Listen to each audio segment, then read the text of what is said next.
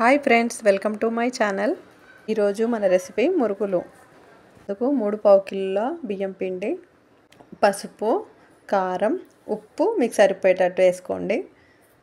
1 spoon ఓమా, 1 spoon జీలకర్ర, వేయించిన నువ్వులు వేసి కలపండి. ఒకవైపు ఒక గిన్నెలో వేడి నీళ్ళు పోసుకొని మసలబెట్టుకోండి. ఈ మసిలిన వాటర్ని ఈ పిండిలో పోసి కొద్ది కొద్దిగా కలపండి. గంటెతో వేడిగా ఉంటుంది. కొద్దిగా చల్లగా అయ్యాక కొద్ది పిండికి తీసుకొని చల్లనీళ్ళు పక్కకు పెట్టుకొని కొద్ది కొద్దిగా చల్లుతూ పిండిని పిసకండి. ఈ విధంగా డఫ్ రెడీ చేసి పెట్టుకోవాలి. అలాగే మిగిలిన పిండి డఫ్ అంతా రెడీ చేసి పెట్టుకుందాము. మా అమ్మ చేసిన మురుకులు చాలా టేస్టీగా ఉంటాయి. ఇది మా అమ్మనే చేసింది. ఈ విధంగా డఫ్ అంతా రెడీ చేసి పెట్టుకున్నాము.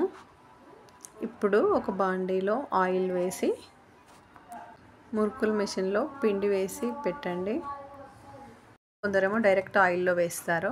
మా అమ్మ ప్లేట్లో వేసి ఆయిల్లో వేసింది. ఈ మురుకులు ఒకవైపు కాలాక మరొక వైపు తిప్పి వేసుకోండి. కొద్దిగా బ్రౌన్ కలర్ వచ్చే వరకు ఉంచండి. మన మురుకులు రెడీ అయిపోతాయి. ఈ విధంగా మా అమ్మ పిండి అంతా వేసేసింది.